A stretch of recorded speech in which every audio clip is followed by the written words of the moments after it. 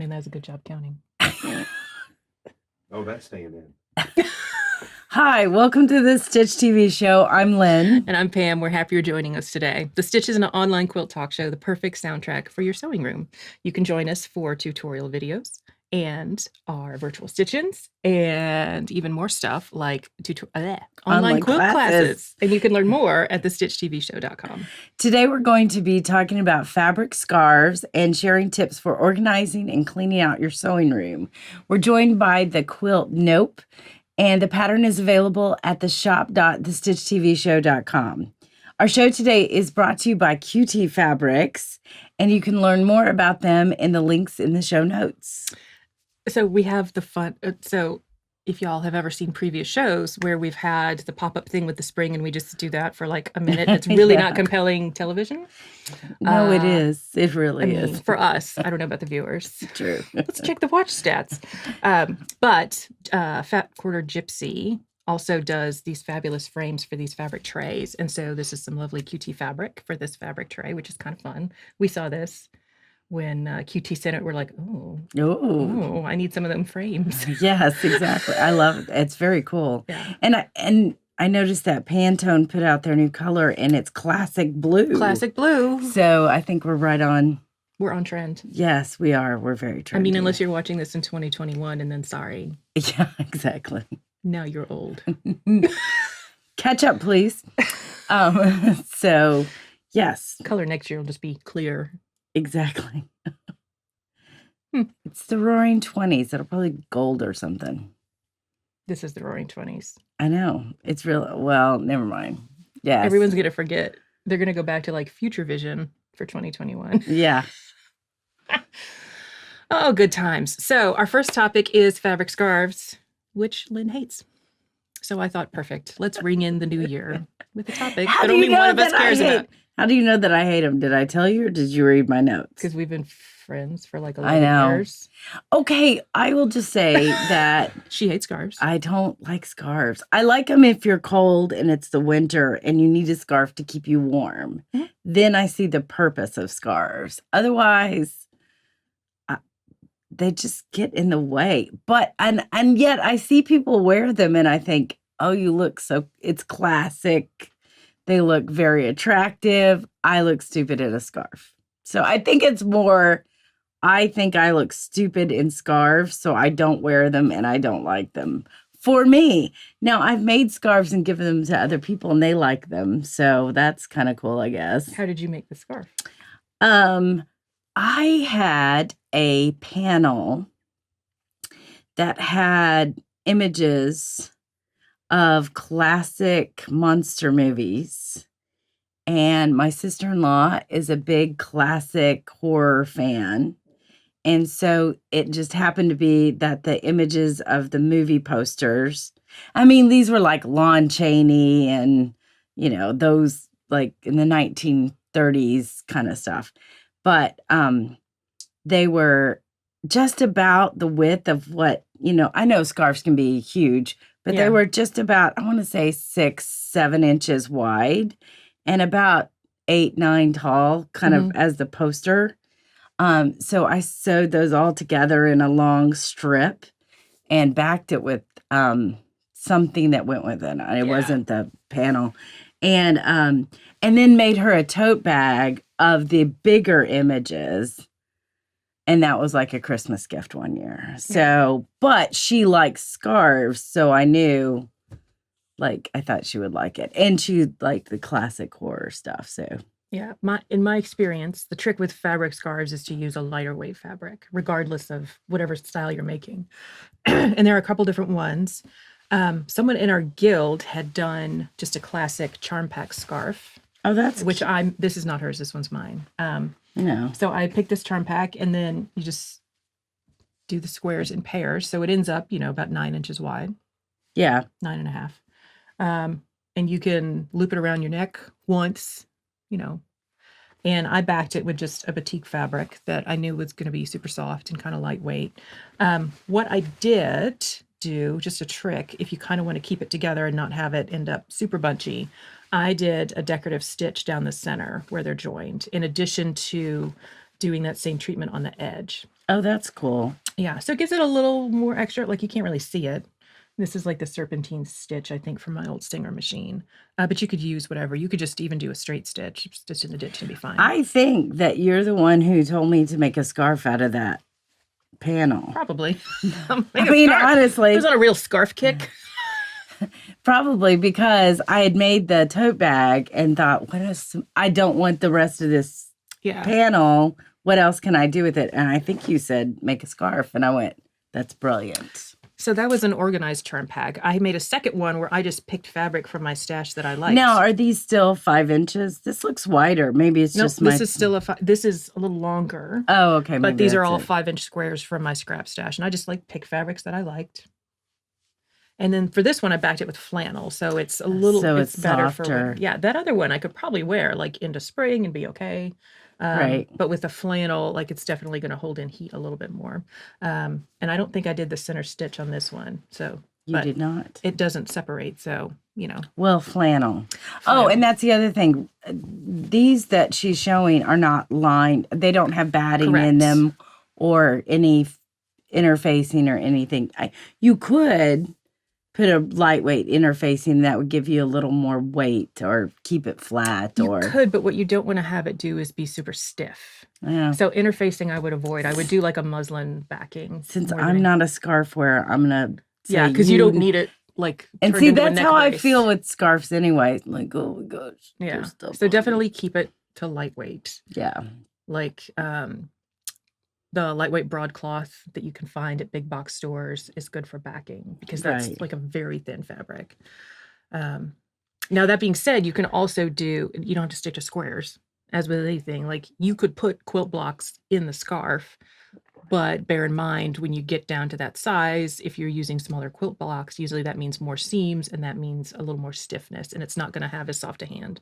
So if you're using blocks, I would leave them to the very ends of the scarf and not the part that's going to be right up around your neck. And I was thinking, I've seen cute stuff on the ends of scarves from if it's winter snowmen or Santa cap or all that kind of stuff, but you could do monogram, you could do, all kinds of stuff. Yeah, I would be very careful if you're doing monogramming, especially with an embroidery machine, to really trim away all that excess stabilizer. Because again, you just want it to be kind of nice and soft and not crunchy.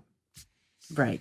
Yeah, exactly. I think string piecing would be a good look for that, especially on a diagonal, where you just get your big long. It's a lot of seams. It is. I mean, you don't have to do 1/2-inch strings. You could do, in my brain, it's all really small strings. Doesn't have to be. Yeah. Yeah, that would be cool. Now, what I haven't done, mostly because I think the fraying would be bad, is put fringe on the end of it, fabric fringe. I mean, you could do a chenille treatment. I think I've seen that, and that looks cute. And chenille, honestly, at its core is, 6-7 layers of fabric that is stitched in rows or in a pattern. And then that's going to be thick too. That's going to be thicker. So that's definitely a winter scarf. Yeah. So, pretty much any of those embellishments that you would put on a baby quilt, I think is a good gauge for, I put that on a scarf because it's going to be next to your body directly. It's not going to be hanging on a wall. Well, yeah, but some of the more decorative kind of scarves too, sometimes they'll do beading and... True. Yeah. So, I mean, you could do that on the edge, especially if it was... I mean, you're talking about scarves that are long and skinny. I mean, some scarves are triangles. Right. So they're more like a big square or wraps rectangle. Or that kind of stuff too. So, and those have a definitely different look to them. Now, have you made those? Those I have not.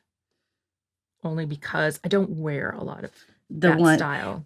And I have to admit, and as much as I do not like them for myself, I do like to see, I think... A smart look sometimes is women who wear the and maybe it's because I'm getting older. They wear the, jackets, suit jackets, and then they have the scarf draped over the back with the point. I always think that looks sharp. I don't know. Maybe it's just me and I'm old.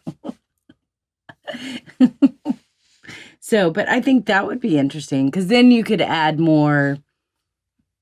You wouldn't have to be as concerned about the softness of it. True, yeah. If it's not going to be bunched up around your neck, right. If it's meant to lay flat and be on the, Or over the shoulder or, what were they? In your rock band costume, like an epaulette? It starts with a P. Pashimas? Pashmina. Pashmina. That was it. That was a big trend for a while. Is it still? I still own several. Do And you? mostly I take them when I travel Ask because, me how many I own. yeah, I own 0. 2 or I 3. don't I have think 2 any. gray and a black. But it's mostly because when I travel, especially because of where I travel to, it's usually colder unless I get sent to Texas. And then it's like, oh, thank goodness. Uh, but usually True. it's colder and wetter and rainier. And I always throw one of those in my bag, either Well, for that the makes airplane, sense. if I just like want to get in, the social Snuggle. cocoon of like, don't talk to me on an airplane, please, because I'm just here I've to watch totally my done movie. that on an airplane. I've totally done that. Like, don't. Yeah. Now there's another style of scarf just besides long and skinny and that is an infinity scarf. And that is, honestly, it is a big loop. This is a Oh, giant okay. loop. And then it's actually, you're kind of meant to double it up. And this is one that I have just recently finished. And this one is out of a hand-dyed knit fabric, but you can totally make them out of a lightweight, whether it's a double gauze or a quilting cotton. But this particular one, and let me find it, it's super fun because it has pockets. Wow. So you could put, Still not sold on the you could- scarves, but you I could put like your the phone idea in there, but it of feels heavy. But like you could throw, a car key in your ID and maybe a tiny bottle of purse whiskey. And then you got some scarf whiskey instead. But this pattern is actually available from Patterns for Pirates. And it's one of their freebies from like their 2017 holiday. But it's like 28 inches by 70 inches. So you'd have to piece it together to make it out of quilting cotton. Okay. For the piece that I had, it was, wide enough to do that. And then they give you instructions on pocket size. And I mean, you could just have like fun secret pocket fabric. It's I like the idea ooh, of a pocket. classic and a brown scarf. scarf. Now you could put a pocket in some of the long skinny ones too. You Oh, would totally. just Yeah, have at to, the end. yeah. You could do that. My fear is that it just adds weight. And then either the scarf slowly starts pulling down and then suddenly you're being choked. That's not a cute look. See, this is why I don't like scarves either, because I already think they're heavy on my neck. So I don't wear very many necklaces for the same reason. I rarely wear necklaces. Now, this particular one, I haven't worn it yet. I'll probably bust it out when I go back to work next week. It looks nice. I mean, it looks... I want to wash it because I stuck it in a bag with something else that was very linty, so it's got threads all over it. So, lint roll is a good thing. Like, that's my life. Most of all my clothes have threads all over them. Most of my scarves end up as like cat hammocks at one point. So, when you're sewing it in a circle, you're just attaching the ends. So you could do... It's like kind of weird how it goes together. Really? Well, because you make the long tube and then you start stitching the ends together and you're like, well, just pull it through the opening. And you're like, is that really how this works? Is this a Mobius strip that has no end? It's only one side, but somehow it's 3-dimensional. And it's really just kind of wacky. How it goes together. Yeah. So you do need a pattern. It's not like... You need the instructions. The other scarves, I mean, I don't think you need a pattern. You just kind of sew a strip together, back it, turn it inside out, you're done. Yeah. Unfortunately, there's a lot of lovely people that have already written that up. So Patterns for Pirates is where you would go. Yeah. Cool. And they have a whole like Facebook support group too. If you do it and you're like, I don't think this is working. And I think the zipper is intimidating for some people, but if you don't have a zipper foot and you want to do something like that, you can use your regular foot and just move your needle all the way over and then just go slow and be careful. Zippers are not scary. Y'all don't be afraid of zippers. Zippers are, one, very useful. You can make cute little, zipper bags, very easy for presents. And they're not scary. They're really not. I mean, I understand why people think that, but it's scarier when we want to give you can do it. Yeah. It's scarier when you're putting them in clothing, in part because bodies are not flat. Yeah. At least in my experience. Yeah. My body is not flat.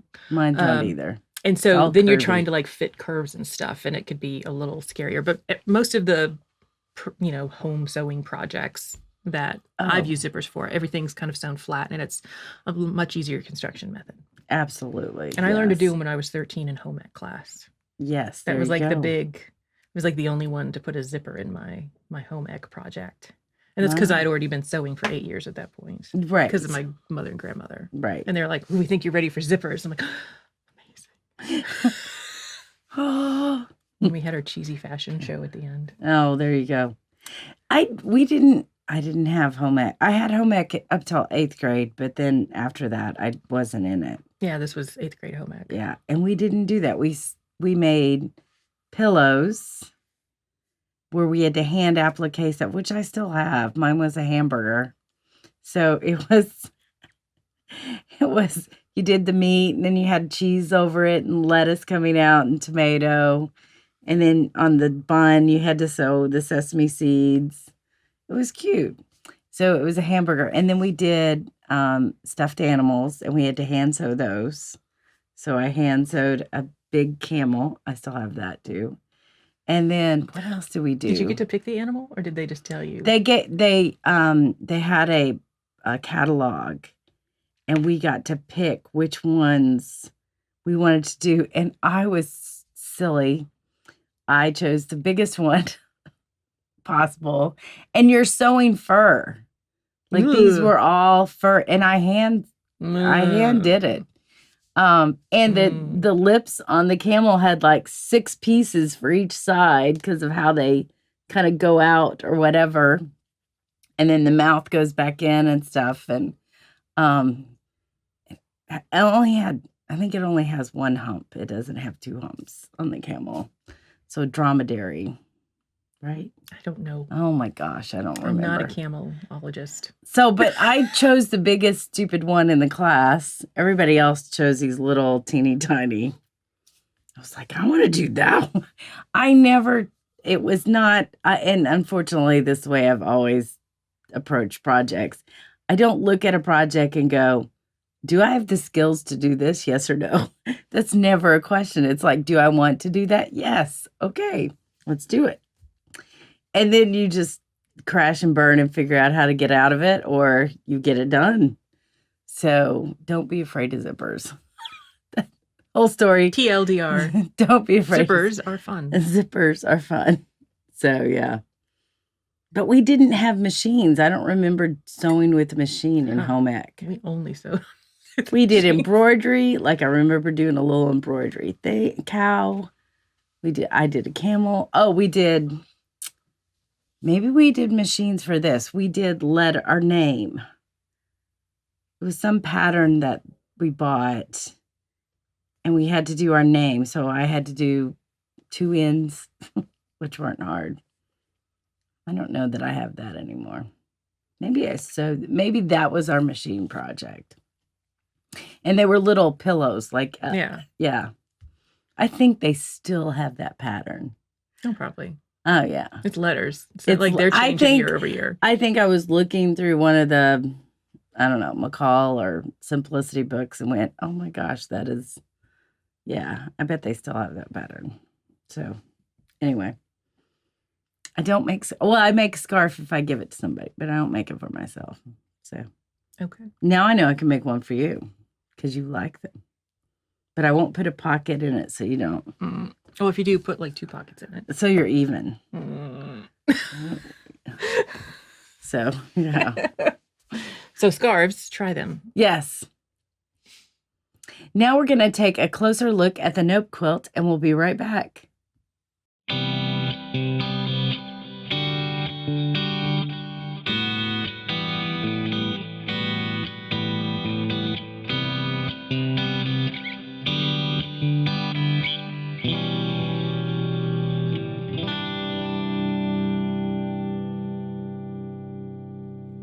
All right, we're back, and we are going to talk about cleaning up, cleaning tips, your sorting, quilting, organizing, your quilting area, sewing area. I don't know. I think this time of year, people think, I got to clean stuff out. It's the new year. It's, so, all right. Yeah, I have just done this. I mean, not like a full clean, but what the heck's in this drawer? Yeah. For cripe's sake, why can't I open it anymore? I think I don't do it on normal times, but I did rearrange my whole sewing room and bought shelves and cleaned and stuff, but it was back in August. So I can tell you what I know now. You have stuff packed away you don't know you have. That's what I know. Duplicates of stuff, probably. I'm like, dang it. I think, well, what's your first tip? So for me, it is mostly about concentrating on a particular section. Like, I'm going to clean out this drawer That's good. because that's manageable. Not, I'm going to clean my whole sewing room. And you're just sitting there and you're like, holy crap, that's a lot of work. Yeah. And um, then you're down. Like, because if you start cleaning your whole sewing room, it took me 2 weeks before I could sew again. right. Yeah. So I tend to focus like one section at a time. Which is a And great idea. now that being said, my fabric is not the issue. My fabric is already organized in terms of like, here's my yardage, here's my fat quarters, here's my scraps. So like that I tackled years ago and have been maintaining that system. Yeah. So my fabric is all folded consistently if it's a half yard or more, and it's put on this set of shelves.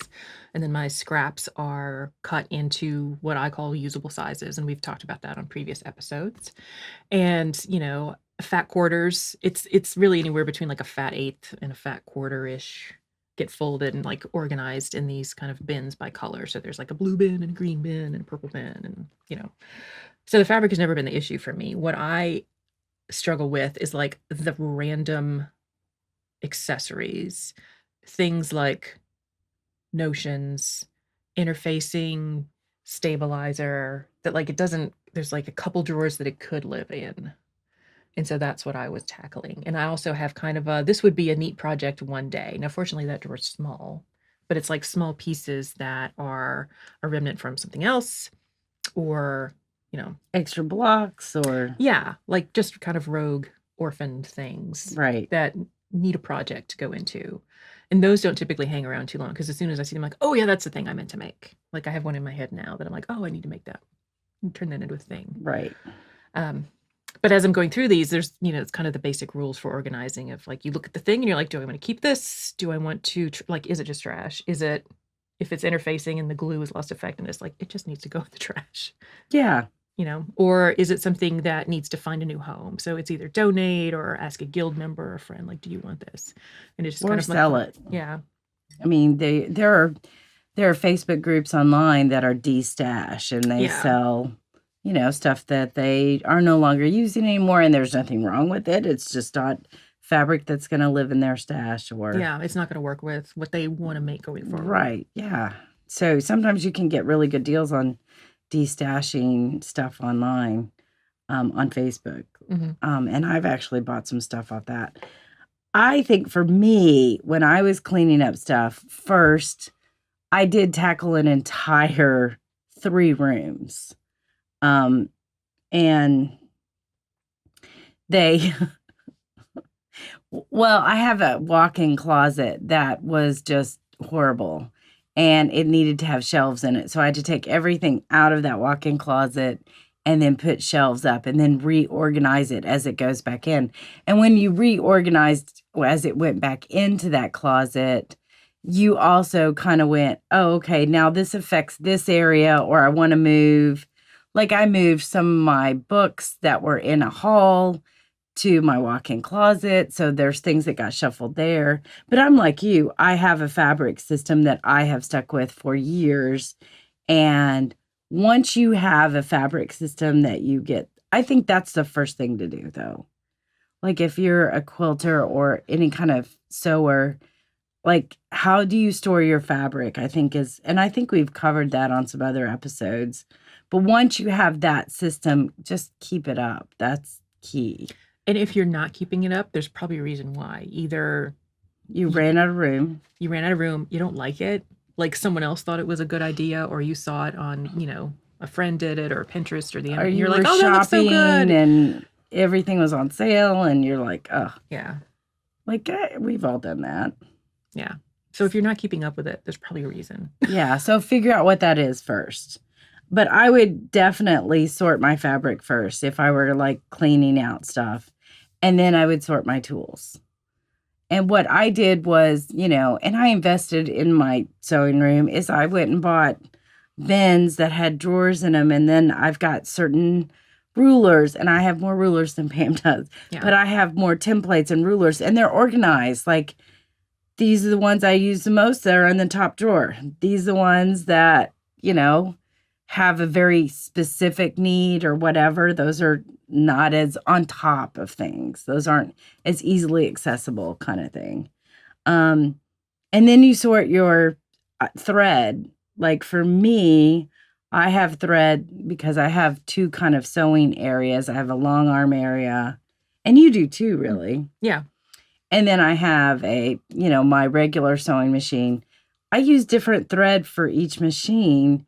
So I kind of sorted my thread into this is all my thread for my long arm, and it's all in here next to my long arm compared to this is thread that I use for, Piecing or art piecing stuff. or, yeah, that kind of stuff. It all goes in another room and it's in a set of drawers kind of thing. And then I gave myself permission because what I find in cleaning out a big thing like that was try not to get distracted. You're going to find really cool stuff and you're like, and don't play with it. Don't think about that's hard. Because you're like, oh my gosh, I forgot I had. So try not to get distracted on that. And then the last thing is if you find UFOs or kits, I gave myself permission to say, am I ever going to do this with the way I'm currently sewing? And there were some I got rid of, like I gave one to you because you wanted it. And I sold some online. And I just did 3 at a time because I felt like if I put everything I wanted to sell, that's pretty overwhelming. Like if it all sells, like that's a lot of. Yeah, because there's shipping and all that kind of stuff. So I limited myself and said, I'm just going to list 3. I can keep up with 3. And so I listed 3 and I put them in a special bin that said these are being sold.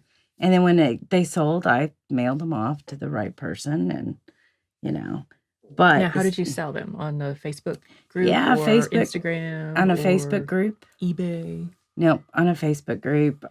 There's a D-stash one, and I put up a couple of kits that I wasn't interested in doing, but that were,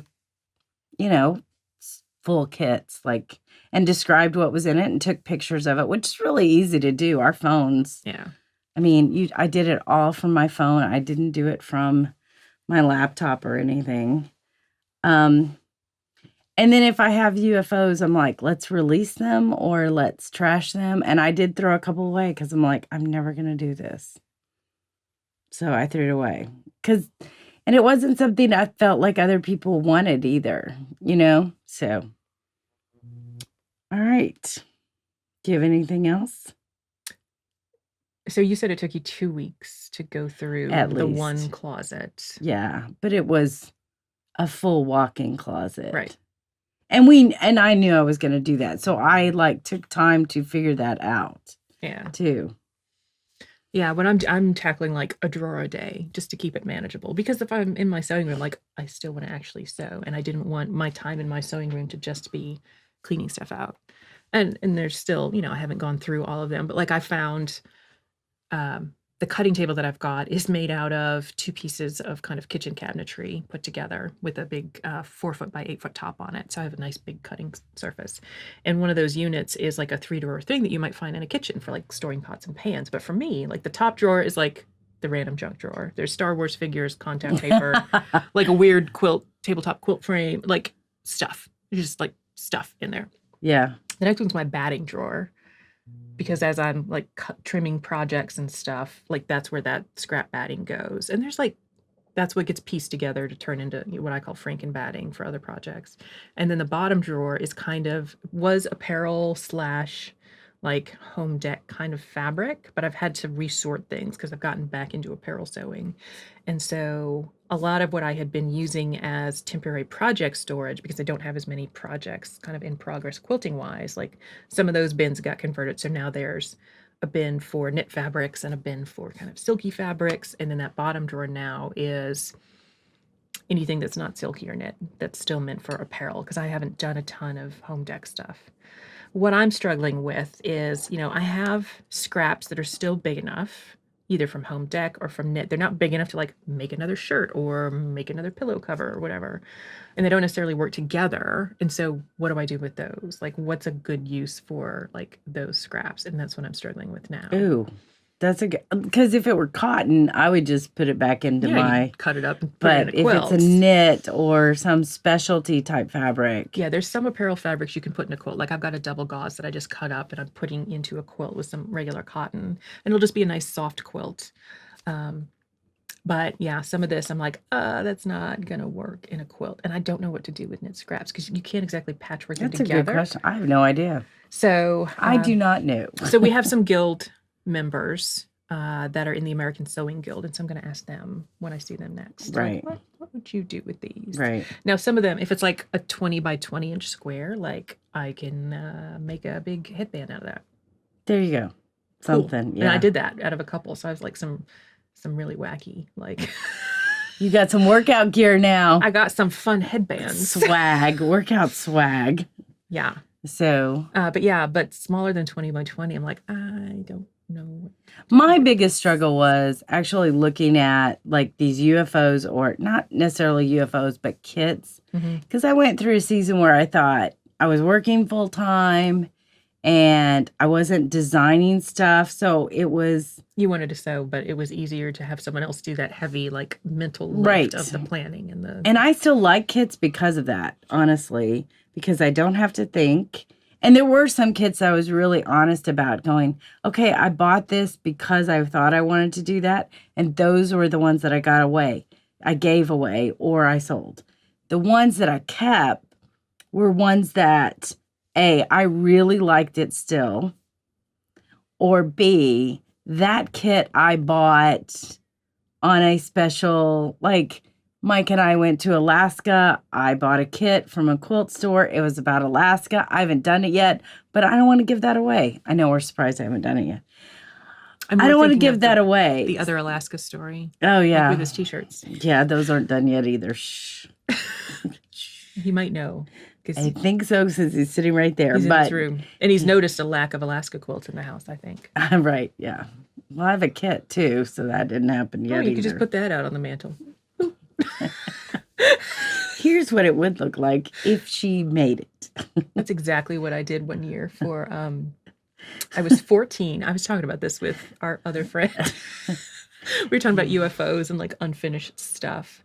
And I was 14 and I was like just set on giving my sister this set of cross-stitched door hangers that were carousel horses with like, Christmas, holly and stuff on it. Yeah. Because she was into carousel horses at the time. Right. It's like, I'm going to do this. It's amazing. Of course, I didn't get it done.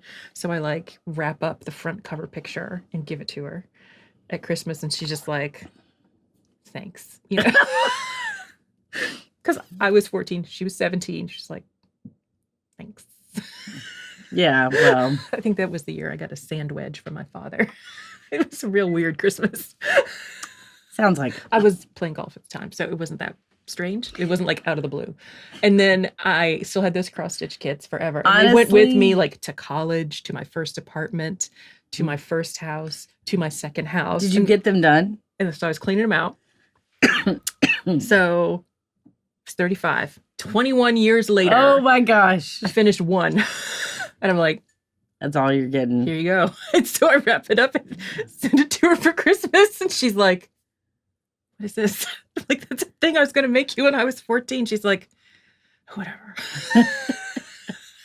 So she got one. And then I was like, and I'm done. I was like, my UFO can drive a car. It can drink legally. Like, it's like, it's time to finish this. We're done. Yes. Yeah. So, well. So anyway, you'll find treasures like that. Yeah. And you too can give them 21 years later. Exactly. My key is don't play with, when you're in the midst of it, don't get distracted and play with it and go, oh, I can just finish this right now. You can't. You cannot. You are focused on cleaning and making those decisions. So okay, so let's talk about setting the mood for cleaning. Are you watching a movie? Is it dead silent? Is it music? Probably not music. I think there was a movie playing. There is normally, this is not surprising, there is normally a movie playing in my sewing room. And if I don't know what to put on, it's Lord of the Rings. I put on Lord of the Rings and The Hobbit all the time.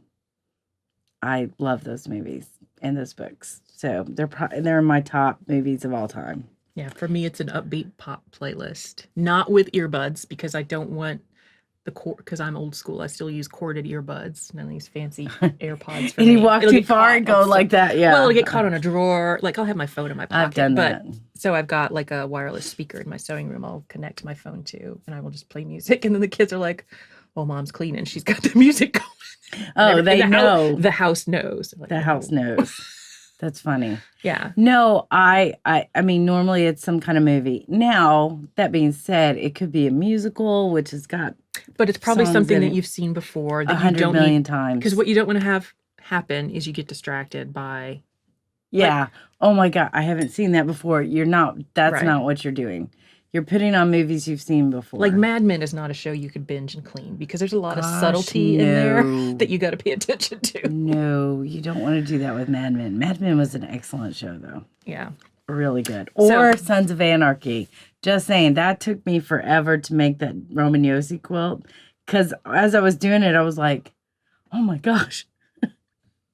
I was that whole quilt I binged the entire Sons of Anarchy, all the seasons. Took me a month to do that quilt. So anyway. All right. So those are our cleaning tips. Yes. So what sewing supplies have you wanted to say nope to? You can leave a comment on our blog or the YouTube episode or in our Facebook group, What's Up Stitches. And that's all we have for this episode. Today's show is made possible by QT Fabrics. We'd like to thank Big Think Productions for helping produce The Stitch. If you've enjoyed this show, please like, share, and subscribe. And don't forget to turn on notifications on YouTube. More info about our show, as well as links to purchase fan gear, online classes, and quilt patterns can be found on our website, thestitchtvshow.com. Tune in next time for more quilting chat with friends.